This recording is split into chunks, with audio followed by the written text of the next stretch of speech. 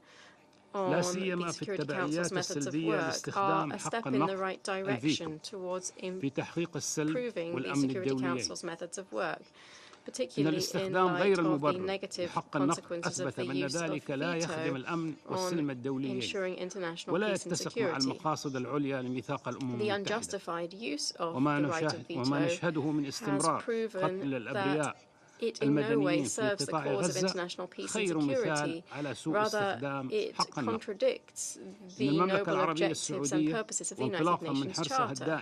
The Kingdom of Saudi Arabia, with a view to ensuring that we can reach the noble aims of these United Nations, reiterates its call for a reform of the Security Council so that it can be more equitable and representative to better represent today's realities, and so that it is up to the job of keeping pace with transformations within the international community.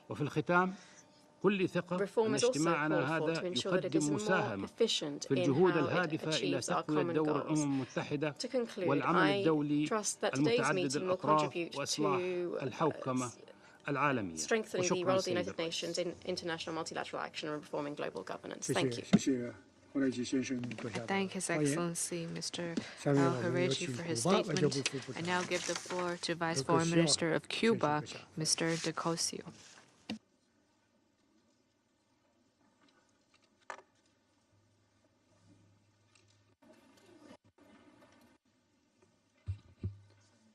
Muchas gracias. Thank you very much. Excelentísimo señor Wang Yi, Ministro de Relaciones Exteriores de la República Popular China y presidente del Consejo de Seguridad. Apoyamos la declaración que hará más adelante la República Bolivariana de Venezuela en nombre del Grupo de Amigos en Defensa de la Carta de las Naciones Unidas. Valoramos altamente la iniciativa de convocar este debate. Reconocemos el relevante papel de China en la defensa del multilateralismo, la diplomacia, el desarrollo global y la paz. Próximos a conmemorar el 80 aniversario de las Naciones Unidas, el mundo atraviesa una compleja coyuntura caracterizada por graves y crecientes amenazas a la paz y la seguridad internacionales y una progresiva erosión de los fundamentos sobre los que descansa esta organización. La reunión de hoy nos invita a reflexionar sobre su papel esencial en la preservación de la paz y la seguridad internacionales. Hemos sido testigos de la retirada de la mayor potencia mundial de organismos internacionales, con absoluto desprecio por la importante actividad que estos desempeñan.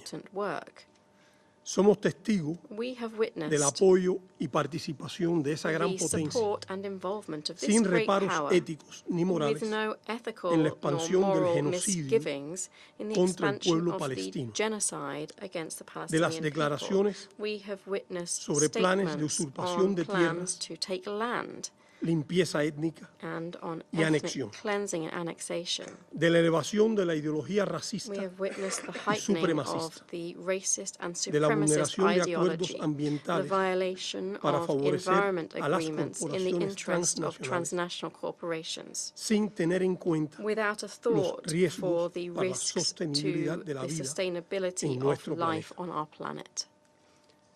Ante ese escenario desafiante, reafirmamos la importancia del papel de la Organización de las Naciones Unidas como principal baluarte para hacer frente a las amenazas mundiales e intentos de socavar la cooperación y el diálogo internacional. El respeto pleno a los principios y propósitos de la Carta de la ONU y de las normas del derecho internacional, así como la defensa del multilateralismo, son imprescindibles en este escenario internacional cada vez más peligroso y complicado, en el que la seguridad y el bienestar de nuestras naciones enfrentan retos sin precedentes. Ratificamos el llamado a emprender con urgencia transformaciones profundas de la organización en beneficio de las generaciones presentes y futuras. De igual modo, nos oponemos In the a las same vein, tendencias we hacia la oppose privatización del trends organismo to privatize y the que éste se organization convierta en and to turn instrumento it into an representativo instrument to de los represent intereses the de las grandes interests of potencias the great y el powers gran capital and transnacional. great transnational capital. Es cada vez más evidente que el mundo It's requiere increasingly encaminarse clear that the world hacia needs la to look construcción de towards un orden building a internacional new nuevo, international order con la participación de todos. involving us all. Un debate como este puede ayudar A debate y such as Cuba this tiene can help, el compromiso and de Cuba contribuir. is committed to contributing. Ha de ser un orden en el que todas This las must be an naciones tengan order la in which oportunidad de all aportar nations are able to y contribute estar realmente and representadas to be en truly igualdad de represented condiciones. on an equal footing. Debe ser un orden It sostenible must be a sustainable que order, promueva la paz, one that promotes peace, la seguridad de todos, security for all, la justicia social, social justice, la prosperidad equitativa, equitable prosperity, el respeto a la pluralidad respect cultural for cultural, étnica ethnic, y religiosa, and religious plurality. que promueva el acceso democrático It must be an a la order that ciencia y la promotes tecnología democratic access to y los science and derechos technology humanos para and to todos, human rights for no solo all, para élites not privilegiadas, only for the privileged elite. que se base en la It solidaridad, must be an order based la on cooperación solidarity, on cooperation, respeto and on al derecho de respect for cada the right país of every a country escoger su to sistema choose político, its económico political, y social economic, and social sin system injerencia extranjera. without foreign interference. Debe revitalizarse y fortalecerse el papel de la The role Asamblea of the General, General Assembly must be revitalized sin and intromisiones del strengthened Consejo without de meddling Seguridad from en su the labor. Security Council in its work. Es perentorio reformar el It's propio urgent Consejo de to Seguridad reform the Security Council y convertirlo convertirlo en un órgano and to turn it verdaderamente into a transparente, truly transparent, inclusivo, inclusive, democrático y democratic, and representativo, representative body que pueda cumplir con that efectividad can effectively responsabilidad shoulder de its mantener la paz responsibility of y la maintaining seguridad international internacionales peace and security, y actuar and that can sin act dobles raseros without double para standards preservar la to credibilidad preserve de the las Naciones credibility Unidas. of the United Nations. La presencia de Cuba en la arbitraria lista Cuba's estadounidense presence on the de estados que arbitrary supuestamente United patrocinan el States list terrorismo of states that y que allegedly ese gobierno sponsor publica terrorism, como that instrumento de government coerción publishes as a es un coercive acto de tool, agresión is an act of aggression, y no en balde provoca el an act that repudio de la quite comunidad rightly internacional. triggers the rejection of the international Es una manipulación international grosera community. de la It is lucha a contra el gross terrorismo, manipulation of the fight una against forma de terrorism. atacar a países It's a que way of identifica como attacking adversarios countries that por identify el it, simple that it hecho identifies de as defender adversaries estos for the su simple plena act soberanía of y el defending derecho their a la libre sovereignty and their determinación. right to self-determination. Es además una It is manifestación further evidente a de los blatant problemas manifestation del orden of internacional the actual. problems of the current international order. Mientras persista la aplicación de medidas económicas coercitivas While unilaterales unilateral coercive economic como vía measures para are alcanzar persistently objetivos de política applied exterior, as a tool to y en achieve tanto no foreign cesen policy los goals, enfoques and while there is no punitivos let contra up países in en punitive desarrollo, approaches to no puede developing hablarse de countries, multilateralismo we real cannot talk e about inclusivo real para and todos. inclusive multilateralism for all. Desde Cuba, In hemos Cuba, apoyado las iniciativas we globales propuestas por China, have supported the global que son initiatives expresión de proposed su by voluntad China. de defender la They paz, are an expression of its determination to defend peace el around diálogo the world, y la cooperación to internacional, defend dialogue and la international igualdad cooperation, entre las to defend naciones equality y los pueblos, among nations and y la peoples, to complementariedad, defend así como el complementarity rechazo al hegemonismo and the y rejection las of medidas de hegemonism coerción económica. and unilateral coercive measures. La humanidad precisa de solidaridad, Humanity needs cooperación solidarity, y diálogo, cooperation, and dialogue. y menos egoísmo, It needs less imposición egoism, imposition, y coerción. and coercion. merece un compromiso firme y Humanity renovado con el deserves multilateralismo steadfast and renewed para commitment to garantizar la convivencia multilateralism, to pacífica, guarantee peaceful preservar la coexistence, paz to y la preserve seguridad international internacionales peace and security, y encontrar and to soluciones find duraderas lasting a los problemas solutions sistémicos. to systemic problems. En ese empeño siempre se podrá contar You will always con be Cuba. able to count on Cuba in Muchas this gracias. endeavor. Thank you very much. I thank His Excellency Mr. Fernando de Cossio for his statement. I now give the floor to His Excellency Mr. Fedor Rosacha, Director General, Directorate for International Organizations and Human Rights, Ministry for Foreign and European Affairs of Slovakia.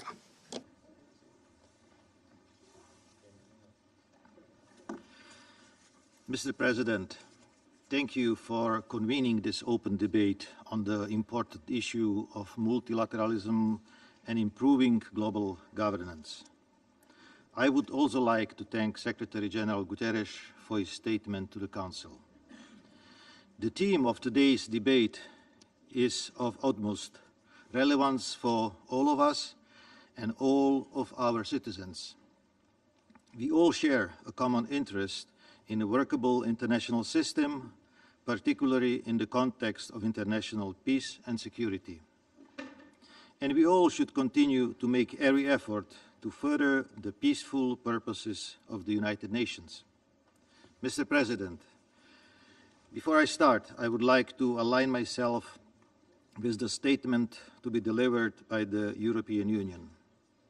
I would like to add a few additional comments from a national perspective.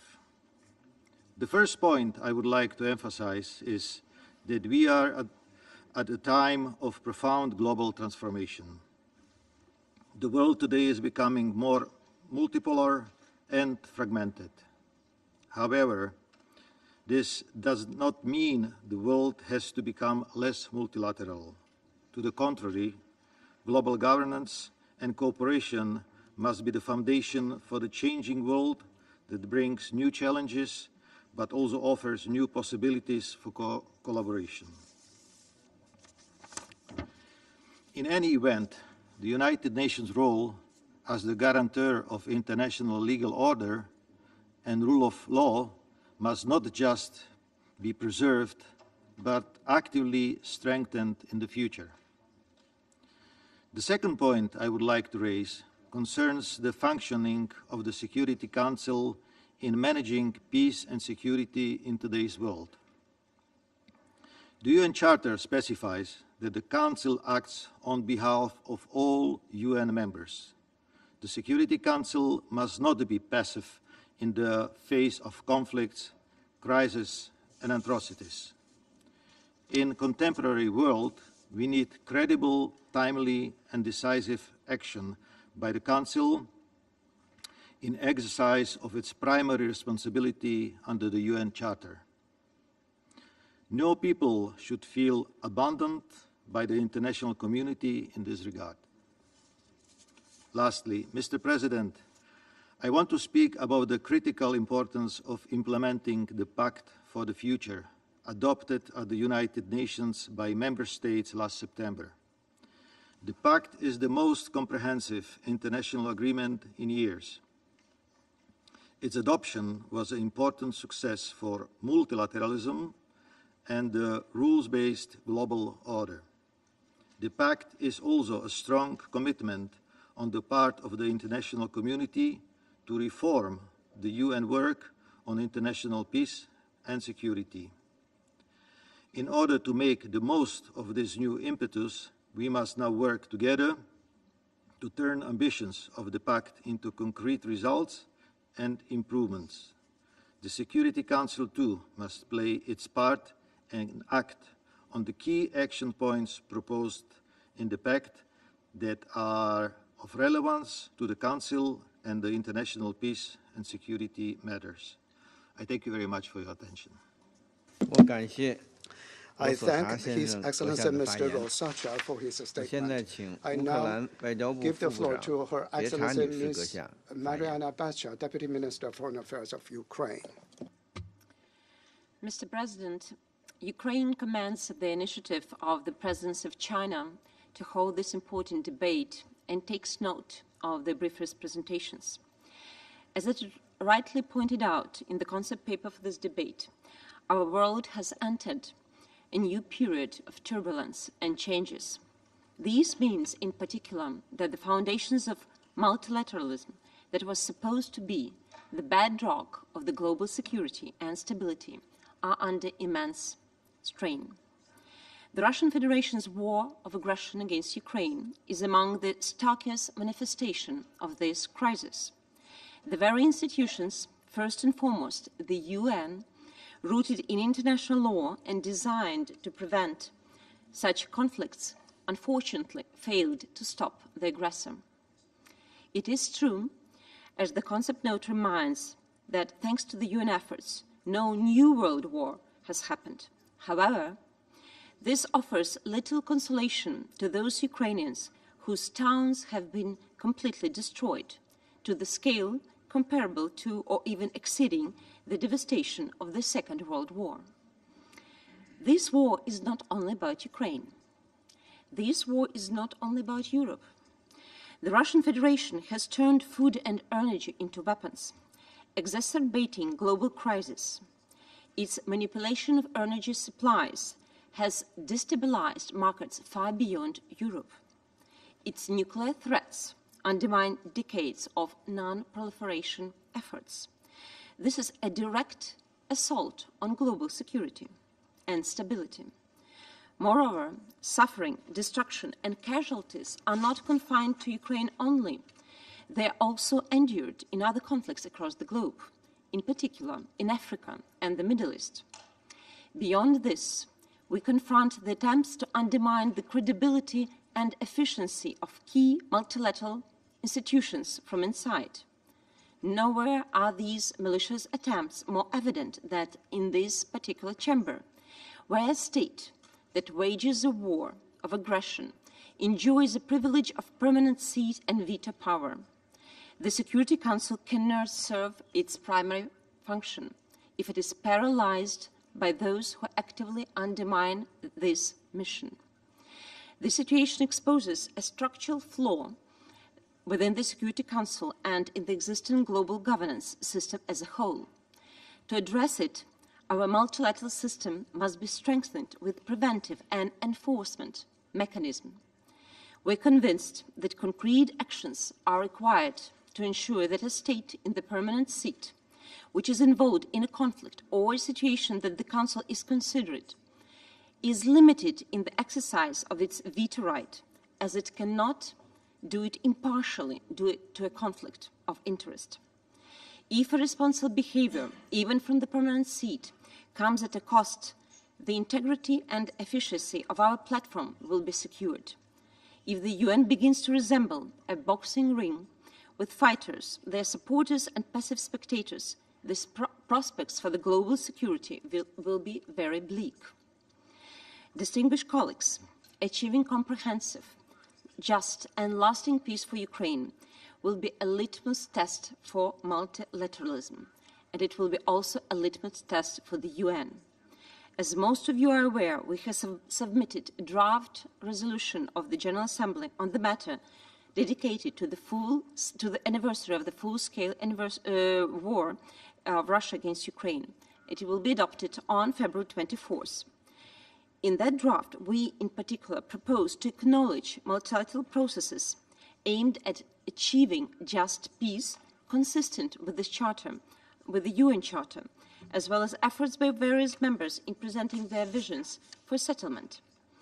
It is a question now if we, as a global community, can uphold the fundamental principles of sovereignty and territorial integrity enshrined in the UN Charter, or will we allow aggression and impunity to set dangerous precedents for future conflicts? The answer will determine whether multilateralism remains a viable mechanism for global peace or whether it will erode into irrelevance. We believe that international support for Ukraine's fight for freedom and independence implies joint upholding the territorial integrity and sovereignty as imperative principles of international law, as well as returning to the respect for the UN Charter. I encourage you to support this draft, as it will be the right answer to the above questions. We are confident that support of Ukraine in a situation of illegal, unprovoked, and unjustified Russia's war of aggression means support of the territorial integrity as a UN principle. Ukraine, in its turn, stands ready to work with all responsible nations to ensure that the UN is not just a forum for statements, but a force for action. We urge this Council to rise to the challenge and take decisive steps forward, towards meaningful reform. The cost of inaction is too high. It's not just for Ukraine, but for the future of multilateralism and the international order itself. Thank you. 我感谢别查女士阁下的发言。 Her Excellency Ms. Becher 我 for 仅 her 提醒 statement. 各位发言 I 人 wish to 将 remind 发言 all 时间 speakers 限制在 to 4 limit 分 their 钟以 statements 内， to no more than 4以便 minutes 安理会 in 能 order 够 to 快速开 enable 展 the 工作 Council to。carry 下 out 面 its work 我请 expeditiously. 科 I 威 now 特代 give the 表 floor 发 to the 言。 representative of Kuwait. بسم الله الرحمن الرحيم. شكرا السيد الرئيس. ويشرفني أن ألقي هذا البيان بالنيابة عن المجموعة العربية. ومن خلالكم السيد الرئيس أرحب بداية بمعالي السيد وانغ وزير الخارجية جمهورية الصين الشعبية الصديقة.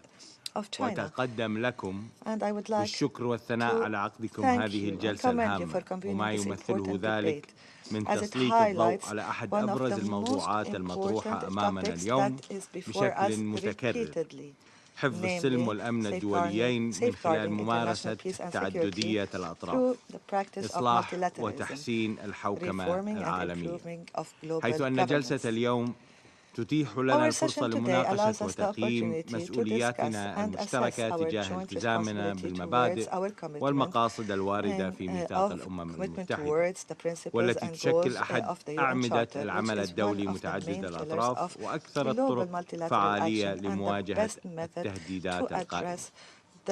سيد الرئيس، تأتي جلستنا اليوم في وقت دقيق وحساس للغاية، حيث يشهد عالمنا اليوم تحديات سياسية واقتصادية واجتماعية وبيئية متشابكة ومعقدة غير مسبوقة، مما وضع النظام الدولي متعدد الأطراف تحت اختبار مفصلي قد يكون الأكثر صعوبة وإلحاحا منذ العام 1945. ونظرا لذلك الواقع يتعين على أعضاء مجلس الأمن العمل بشكل موحد وجماعي، بالإضافة إلى تعاون وتعاضد المجتمع الدولي، وذلك من خلال تجاوز الانقسامات الحادة والخلافات المتجذرة التي باتت تجابه اطلاع المجتمع الدولي بمسؤولياته الواردة في ميثاق الأمم المتحدة. وإتماما لتلك المقاصد، هناك مجموعة من المبادئ بنفس القدر من الأهمية يجب أن تشكل حجر زاوية للعلاقات الدولية.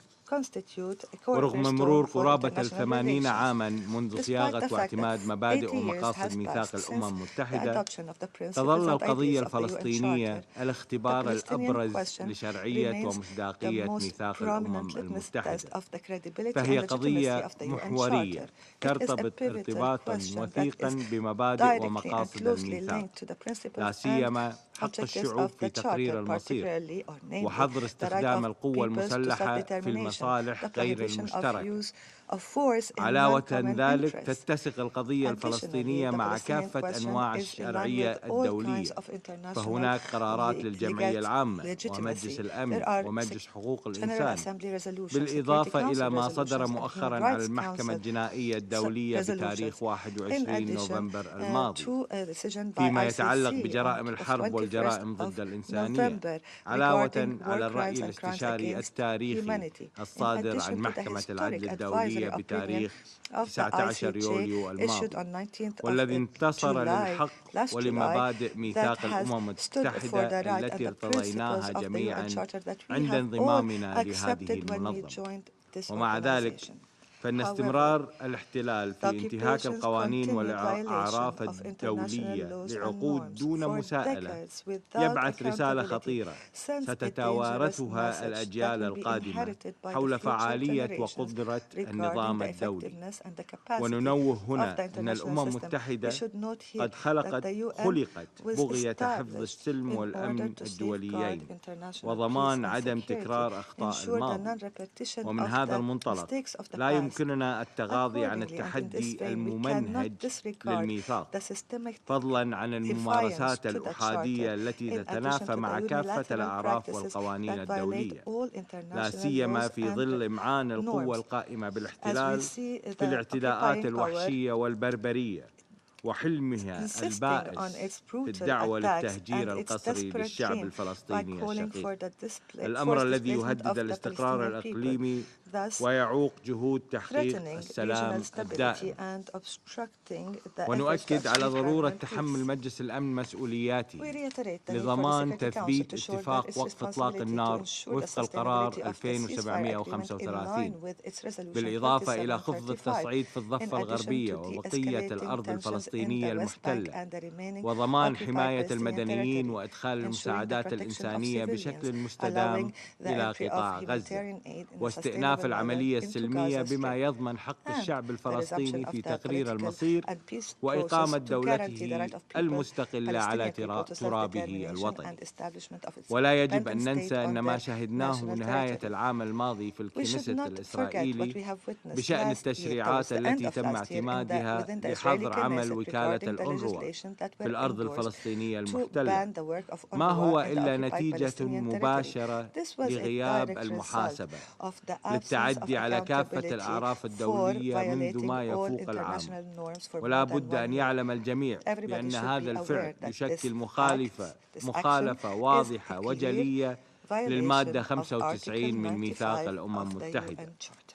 سيد الرئيس، لا تزال الأدوات الواردة في ميثاق الأمم المتحدة المعنية بصيانة السلم والأمن الدوليين رهينة وحدة وتوافق أعضاء مجلس الأمن. فقد شهدنا عبر السنوات والعقود الماضية عجز المجلس عن الاطلاع بمسؤولياته نحو حل بعض الأزمات نتيجة الخلافات الجيوسياسية، علاوة على مواصلة سوء استخدام حق النقض الفيتو.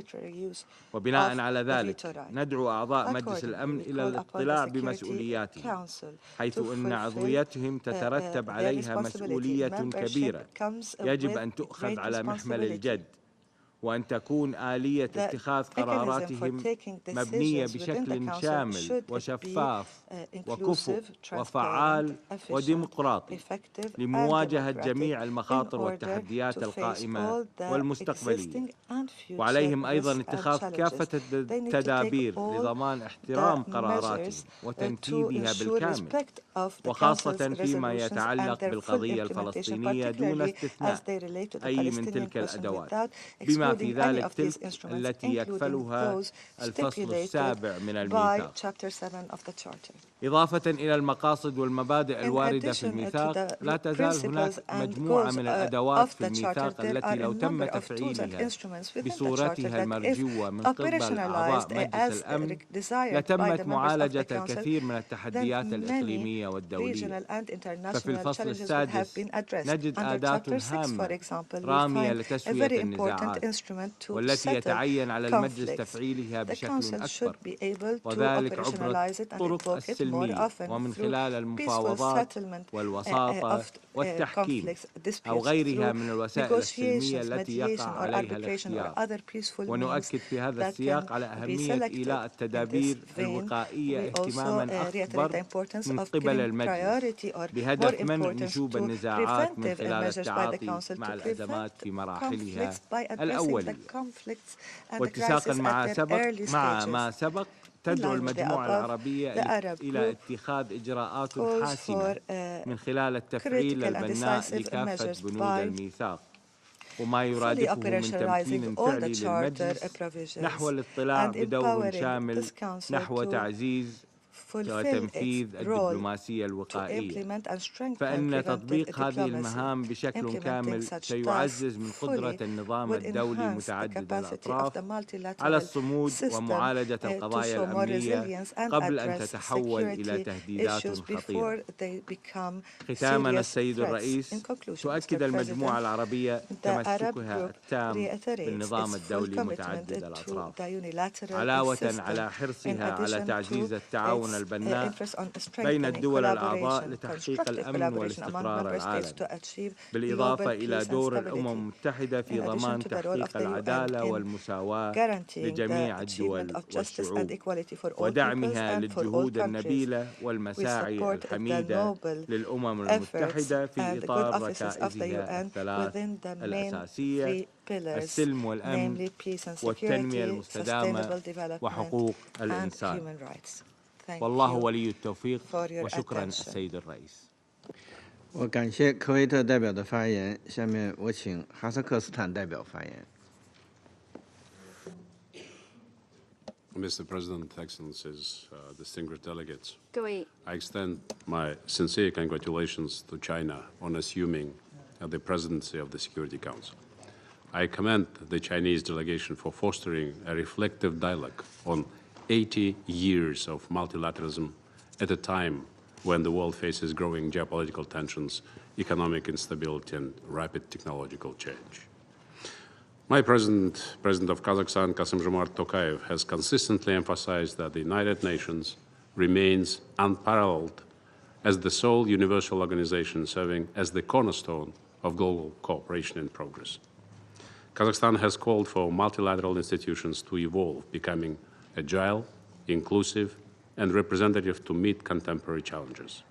These include advancing solutions to climate change, combating cyber threats, addressing pandemics, and navigating the rise of emerging technologies. For this, sustainable financing and clear purpose-driven framework are essential. Strengthening the United Nations and reforming the Security Council is central to global progress. Kazakhstan supports initiatives to make the Council more effective and inclusive by ensuring equitable regional representation, particularly for middle powers and developing nations, and fostering greater collaboration with regional security mechanisms. This will enable more coordinated responses to global crises. The Pact for the Future offers a pivotal opportunity to reform global governance. It advocates for greater inclusion of developing nations in decision-making process, the establishment of resilient financial and debt relief systems, and robust climate financing frameworks to advance sustainable development. Upholding the UN Charter and principles of international humanitarian law, alongside creating strong accountability mechanisms, is imperative for effective governance. Kazakhstan's commitment to multilateralism is evident in its peace and security efforts. As a global leader in nuclear non-proliferation, we voluntarily renounced nuclear weapons, played a key role in the creation of nuclear weapon-free zone in Central Asia. Our peace-building initiatives, such as the Astana peace process on Syria, the International Fund for Saving the Aral Sea, and platforms like Shanghai Cooperation Organization, Conference on Interaction and Confidence Building in Asia, and C5+1 formats further demonstrate Kazakhstan's proactive role in fostering regional and global stability. We advocate for greater access to technology, digital infrastructure, and capacity building for nations in special situations, including landlocked developing countries, least developed countries, and small island developing states. This is essential for building resilience against contemporary threats and accelerating their development. Kazakhstan also emphasizes stronger regional collaboration for sustainable development in Central Asia. We urge partnerships between the UN, international financial institutions, and the private sector to drive progress on sustainable development goals. Central Asia's strategic role as a stability hub and connectivity bridge between East and West must be strengthened. We fully support ongoing UN reforms, spearheaded by Secretary General Antonio Guterres, which prioritize accountability, transparency, and improved coordination across UN entities. As a former member of the Security Council, Kazakhstan has championed all the time the nexus between peace and security and sustainable development, and we continue to call for revitalized UN system, including a strengthened General Assembly, ECOSOC, and Security Council. Kazakhstan proposes an innovative approach to reforming global governance. We advocate formalizing the United Nations Regional Center for Sustainable Development Goals for Central Asia and Afghanistan, based in Almaty, and operationalize it through voluntary contributions. This center, already hosting multi-country agencies, will enhance interagency coordination and provide an integrated approach to regional development and security challenges. As my president recently stated, no country can tackle today's challenges alone. Kazakhstan calls on all nations to unite and take decisive action to build a safer, more peaceful, and just world for future generations. I thank you. I thank the representative of Kazakhstan for the statement. Now I give the floor to the representative of Indonesia. Mr. President, I thank China for convening this meeting and the Secretary General for his briefing. This meeting is truly timely. The need for reform has never been greater from the day the UN was established. And let us start with a frank assessment. The multilateral system today is in profound crisis. The absence of a major global war does not mean that peace prevails. In fact, the very system designed to prevent conflicts is under siege, both externally and internally. Too often, multilateralism is embraced only when convenient and discarded when not. Too often, international law and international humanitarian law are confined merely in the eyes of the beholders rather than universally upheld. And sadly, some of the founding members of the UN now seem to be least keen to uphold multilateralism. As the UN nears its 80th year, we must ask ourselves, will it continue to stand as a pillar of hope or a shattered mirror of broken promises? We must confront the uncomfortable truth. Do we really seek the common good or flaunt multilateralism as a tool for narrow interests? Against this backdrop, allow me to highlight 3 points. First, the Council must uphold the principles of multilateralism not in words but in action. Multilateralism only works when all nations commit to its principles. Yet the Council's failure in stopping humanitarian catastrophes from Gaza to Sudan, from Ukraine to Myanmar, expose a harsh reality. Selective multilateralism is no multilateralism at all. We must shift our paradigm from the pursuit of hegemony to one of collective peace and shared prosperity. This requires upholding the principles of inclusivity, equality, solidarity, and true partnership. Second, the Council must restore the sanctity of international law. Double standard and selective application of international law are increasingly becoming the new normal. This shall not continue to happen. It breeds cynicism, erodes trust in the multilateral system, tearing down the very foundation of global order. One of the core issues is whether the veto has been used to uphold or sidestep international law and international humanitarian law. Has the veto become part of the solution or part of the problem? Are there enough safeguards in place to ensure accountability, to ensure impunity is applied to all? There are indeed many pertinent questions. All demand answer. And this leads me to the third point. The Council must lead the way in reforming our multilateral system.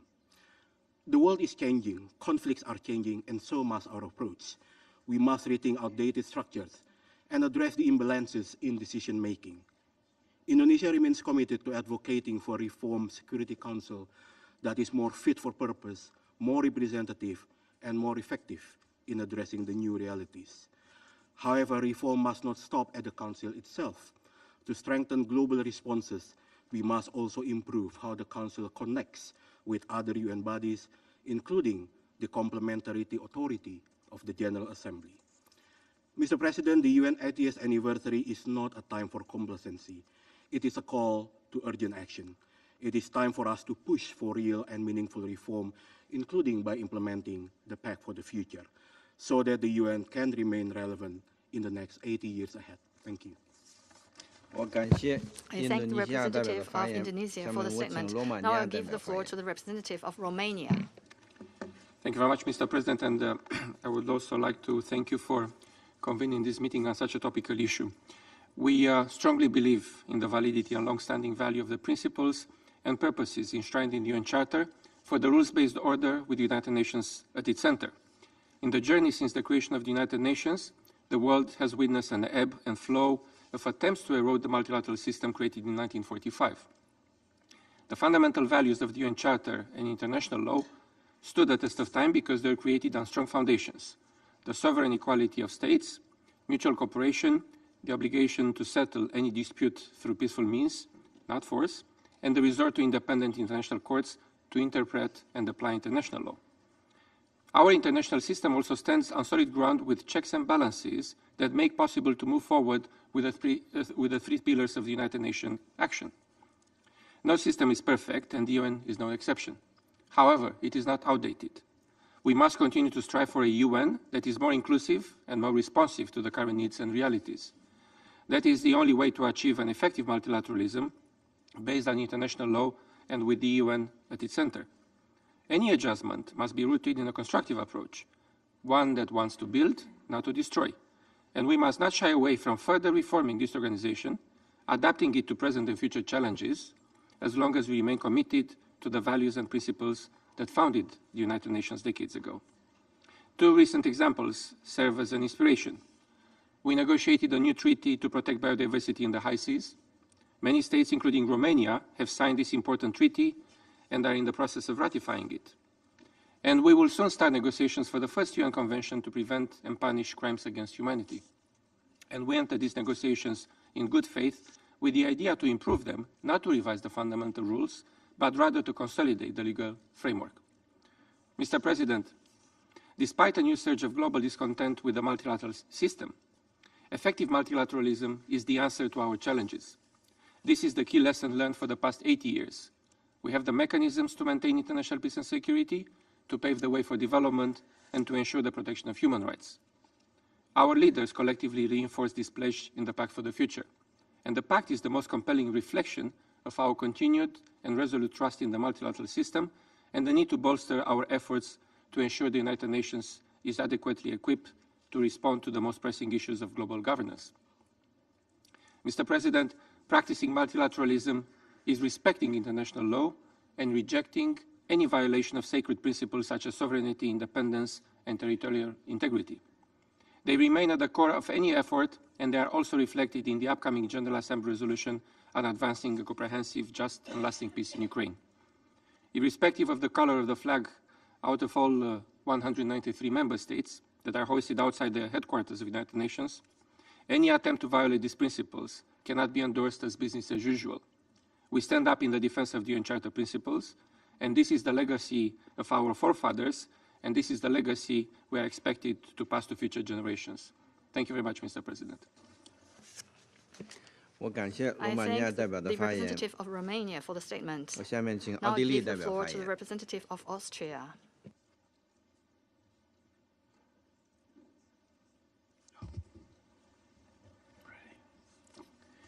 Excellencies, Mr. President, first of all, let me commend you for convening today's open debate, and I am particularly pleased to address the Council as the new permanent representative of the Republic of Austria today.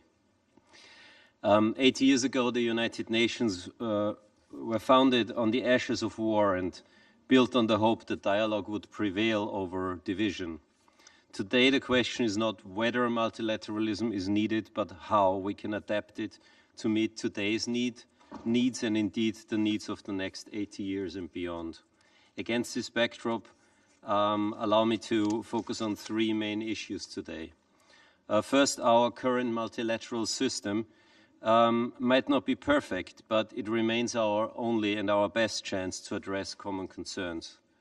In light of the multitude of challenges we all face, we need to keep up the art of compromise. We haven't seen so much of this lately. The vast interest in today's debate is testimony to this belief. Yet, if our institutions are to remain effective, they must evolve, as our colleague from Romania has said as well. The Security Council in particular must better reflect the realities of the 21st century. This entails a more representative membership, reflective of the diversity of nations, and is crucial to ensure the full participation also of smaller and medium-sized states in the Council. As a member of the ACT group, Austria has consistently, as you know, advocated for a more transparent, accountable and inclusive Security Council. All of us, but especially this Council, bears a responsibility to defend and uphold the rule of law. And I would like to emphasize it is our UN Charter, not the charter of a few, but it is our UN Charter, and it should serve as a universal yardstick that we all agree to when joining the United Nations. Therefore, we encourage all states to support the ACT Code of Conduct. We call on the Council to advance reform by implementing the Pact for the Future's interim measures, including the implementation of Article 27.3 of the United Nations Charter, and welcome the positive impact of the veto initiative. Finally, my own country, Austria, remains committed to continue its role as a reliable partner. As a smaller state that is not a member of any military alliance, multilateralism is in our DNA. Multilateralism is essential for our security policy, and we will stand up for existing disarmament and non-proliferation regimes in place that are now increasingly being challenged. Moreover, climate change and the use of new technologies are issues that no one can tackle alone, not even large countries. This is why Austria believes that institutions need to deliver to the people, and this is why we have been very much engaged in helping advance the dialogue on the reform of the Security Council. My predecessor was particularly active in this, as you know. Through a new model of networked multilateralism, we support efforts to enhance the effectiveness of UN peace operations, which we have promoted through a series of seminars, retreats, and roundtables, all in the spirit of advancing a real dialogue, together with the Department of Political and Peace-Building Affairs and the Department of Peace Operations here at the HQ. Austria is fully committed to come to an end, Mr. President, to acting on these principles when it next has the honor to serve as a member of the Security Council, if indeed we're elected, and of course we hope for your support at the upcoming elections in 2026. Thank you very much. 我感谢奥地利代表的发言。下面我请新西兰代表发言。 Thank you, President. I have the honor to deliver this statement on behalf of a group of 61 member states: Albania, Australia, Austria, Bahrain, Belgium, Bosnia and Herzegovina, Bulgaria, Cape Verde, Canada, Costa Rica, Croatia, Czechia, Denmark, Dominican Republic, Djibouti, Ecuador, El Salvador, Estonia, Fiji, Finland, Georgia, Germany, Guatemala, Jamaica, Jordan, Kuwait, Iceland, Ireland, Italy, Latvia, Liberia, Libya, Liechtenstein, Lithuania, Luxembourg, Maldives, Malta, Marshall Islands, Mexico, Moldova, Monaco, Netherlands, Norway, Palau, Poland, Portugal, Romania, Timor-Leste, Turkey, Samoa, San Marino, Singapore, Slovakia, Spain, St. Kitts and Nevis, St. Vincent and the Grenadines, Sweden, Switzerland, Qatar, Ukraine, and my own country, New Zealand. We welcome today's open debate as a timely opportunity to consider the central tenets of the United Nations as embodied in its charter: effective multilateralism, the maintenance of international law, and the rule of law. As my Austrian colleague said, founded in the ashes of World War II, the United Nations is fundamentally an international peace and security organization, and it is this Council that has the primary responsibility in this regard. And yet, we are faced with a reality where the Council is increasingly unable to live up to this responsibility. Major crises and conflicts are too often met by inaction and paralysis. We have also continued to witness with alarming frequency the use of the veto, whereby the Council is prevented from taking effective action in line with its mandate. The application of the veto, not to mention those resolutions discarded due to the threat of a veto, undermines multilateral approaches. This favours contestation over cooperation on matters of international peace and security. Its effect is one of disillusionment and mistrust. President, despite their imperfections, we as a group remain committed to finding ways to contemporise our multilateral institutions so that they are best positioned to respond to the collective challenges we face, particularly as they relate to international peace and security. We are pleased that the Pact for the Future contains many elements that, when implemented, will better enable the Council to deliver on its mandate, a mandate that requires the Council to act on behalf of all of us. We have all agreed on the urgency of further and meaningful Security Council reform. The Pact calls for the full implementation of the Charter, highlighting Article 27.3, which obliges parties to a dispute to abstain from voting on relevant Chapter 6 resolutions.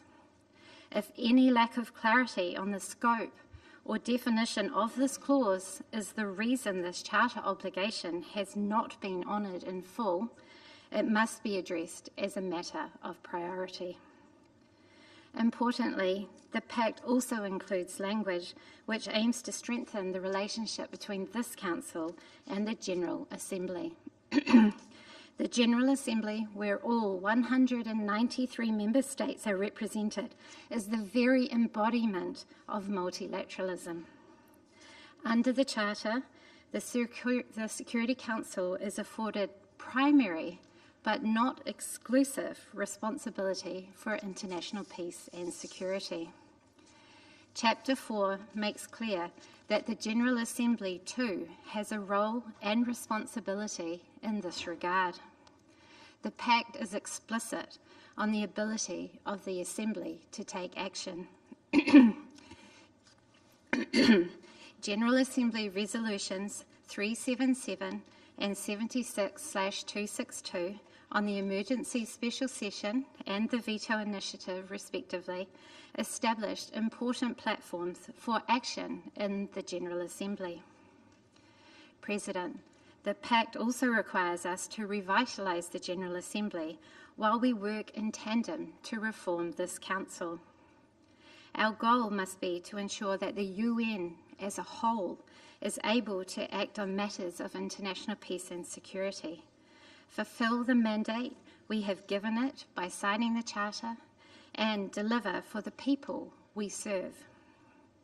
The Council and Assembly must work more closely as envisaged in the Charter and in the spirit of multilateralism. The General Assembly must strengthen its peace and security role when the Council cannot act.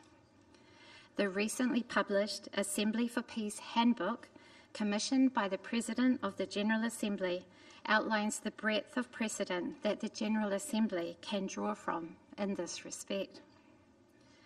The Council, in turn, should increasingly recognise General Assembly action on matters of international peace and security and draw inspiration from General Assembly products and actions in the formulation of Council resolutions and products. Finally, delivering on our collective commitment to multilateralism and international rule of law hinges on the implementation of the commitments made at the United Nations. Thank you. I thank the representative of New Zealand. I now give the floor to the representative of the United Arab Emirates. Mr. President, I would like to begin by commending China for its leadership of the Security Council this month and by thanking Minister Wang for presiding over this important meeting this morning. I also thank Secretary General Guterres for his contribution earlier today. Mr. President, since its founding 80 years ago, the United Nations has been the cornerstone of multilateralism, fostering international cooperation, development, peace, and security. However, in those 8 decades, our world has changed dramatically and now faces a confluence of challenges, from rising geopolitical tensions and the climate crisis to widening inequality and cyber threats. and our current multilateral system, designed in a different era, struggles to keep up the pace. I would like to share 3 recommendations on how to best meet the demands of today and prepare for those of tomorrow. First, this Council must uphold its responsibility of maintaining international peace and security. It is crucial that states comply with their obligations under international law, which is the foundation of our international order.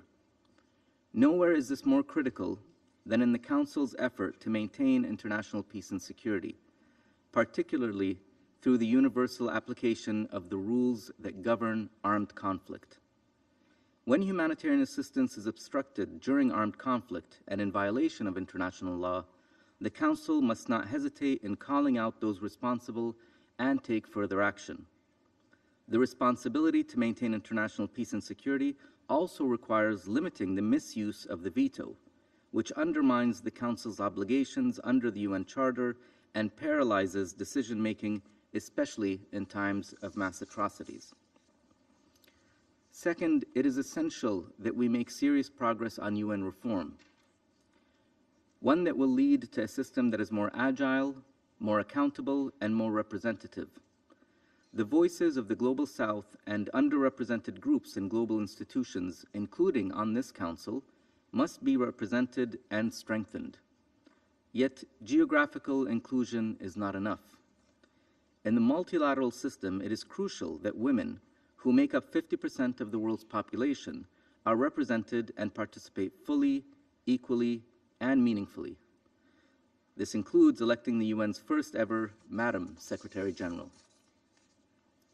Third, as today's threats transcend national borders, so too must our solutions. Neither the next pandemic nor the ongoing climate crisis can be addressed through bilateral efforts alone. Equally, cyber threats and acts of terrorism know no borders. We need a strong and effective multilateral system with the UN at its core to address these challenges collectively. A system that leverages all tools available, such as emerging technologies, including artificial intelligence, as opportunities for peace, security, and sustainable development. A system that can deliver landmark achievements like COP28's UAE consensus, reminding us of what we can accomplish with the right combination of perseverance and political will. Mr. President, abandoning multilateralism in the pursuit of narrow interests will only exacerbate global challenges. As we look ahead to the next 80 years, let us renew our commitment to multilateralism, to the UN Charter, and to the principles upon which the UN was founded. This system remains our best tool for solving the threats ahead of us. And though these challenges may be great, our collective power is greater. Thank you, Mr. President. 我感谢阿联酋代表的发言。下面我请立陶宛代表发言。 For their statement, I give the floor to the representative of Lithuania. Mr. President, we appreciate this timely opportunity to exchange views on multilateralism, which is the backbone of the United Nations. Lithuania aligns itself with the statement of the European Union, as well as the statement on the veto initiative as delivered by New Zealand a few minutes ago. I will make additional remarks in my national capacity. Mr. President, we thank Secretary General for his insights. Today, more than ever, we must act decisively to confront threats to global peace and security and reverse the erosion of multilateralism. At the end of the devastating World War II, on June 26, 1945, in San Francisco, the participants of the United Nations Conference signed the UN Charter, establishing a framework for effective multilateralism based on shared commitments to its purposes and principles. The UN Charter entrusts the Security Council with a crucial duty to identify the existence of threats to peace, address the acts of aggression, and take measures to maintain or restore international peace and security. Regrettably, today we face different reality. Russia's ongoing war of aggression against Ukraine constitutes the gravest violation of the UN Charter and international law. By waging this war, Russia not only undermines global peace and security, but also weakens credibility and legitimacy of the Security Council itself. Such actions are incompatible with the membership in this body. Russia further abuses its current position in the Security Council by involving states like Iran, DPRK, and Belarus as accomplices in its aggression. The transfer of weapons between DPRK and Russia and use of the DPRK's troops in Russia's war constitute major escalation with global consequences. By allowing Russia to perpetuate this aggression, the Security Council and the whole UN is being implicated in undermining its principles, upon which this organization and multilateralism itself are based. This dangerous precedent of lawlessness is already spreading across regions worldwide, where local actors in conflicts reject international law, resorting instead to brute force and conquest. Russia has directly and openly supported these violations, deploying mercenaries and spreading disinformation in Sahel, backing failing Assad regime in Syria, and undermining nuclear non-proliferation efforts towards DPRK and Iran. Lithuania invites all states to support the resolution on advancing a comprehensive, just and lasting peace in Ukraine that will be adopted by the General Assembly next Monday.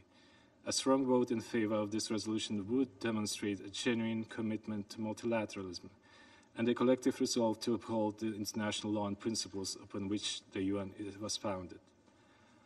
Mr. President, in the Pact of the Future, adopted last September by the heads of state and government of all UN member states, we pledged to live up to our foundational promise to protect succeeding generations from the scourge of war. We affirmed the vital importance of upholding international law, including the UN Charter, committing to peaceful dispute resolution, rejecting the threat or use of force or acts of aggression, respecting each other's sovereignty and territorial integrity, supporting the principles of political independence and self-determination, as well as strengthening accountability and ending impunity. This clear path forward, outlined through concrete actions, can only be realized through effective multilateral cooperation based on consensus of the shared objectives. We also agreed on transforming global governance by renewing commitment to multilateralism and international cooperation, guided by the UN Charter and the principles of trust, equity, solidarity, and universality. This includes a commitment to reform the Security Council to make it more representative, inclusive, transparent, efficient, effective, democratic, and accountable. In this regard, Lithuania steadfastly supports the Accountability, Coherence, and Transparency Code of Conduct and the France-Mexico initiative calling to limit the use of the veto, particularly in situations of mass atrocity. Lithuania also calls for adherence to paragraph 3 of Article 27 of the UN Charter, which constrains veto use by obliging a party to a dispute to abstain from voting. Selective application of the UN Charter undermines its integrity and should not be tolerated. Mr. President, looking ahead, for multilateralism to endure, we must reiterate the importance of universal adherence to the international law. All states, including those on the Security Council, must uphold the principles of the UN Charter. I thank you. I thank the representative of Lithuania for their statement. There are still a number of speakers remaining on the list for this meeting, as it's already 2 o'clock. With the concurrence of members of the Council, I intend to suspend the meeting until 3 p.m. today. The meeting is suspended.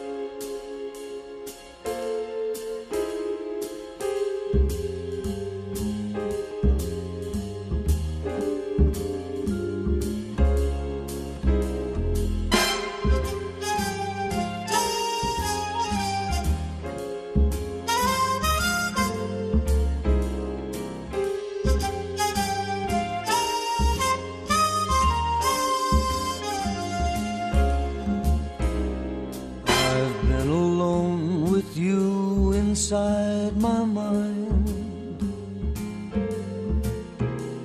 and in my dreams I've kissed your lips 1,000 times. I sometimes see you pass outside my door. Hello, is it me you're looking for? I can see it in your eyes, I can see it in your smile. You're all I've ever wanted, and these arms are open wide, 'cause you know just what to say, you know just what to do.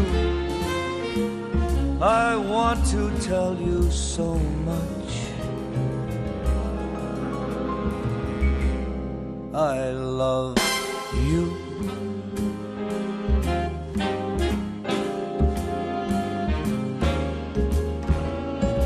I long to see the sunlight in your hair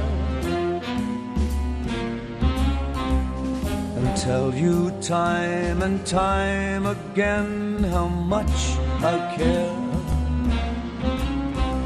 Sometimes I feel my heart will overflow. Hello, I've just got to let you know, 'cause I wonder where you are, and I wonder what you do. Are you somewhere feeling lonely, or is someone loving you? Tell me how to win your heart, for I haven't got a clue. But let me start by saying that I love you.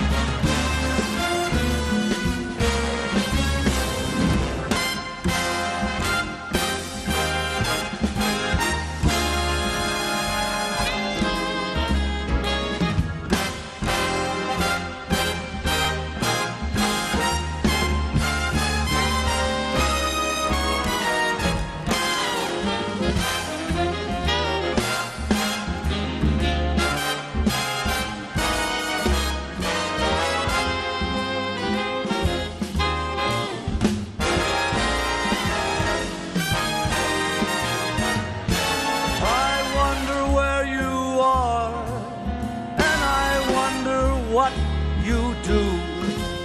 Are you somewhere feeling lonely? Is someone loving you? Tell me how to win your heart, 'cause I haven't got one clue.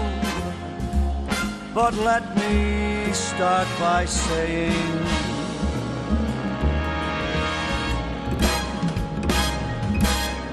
I love you.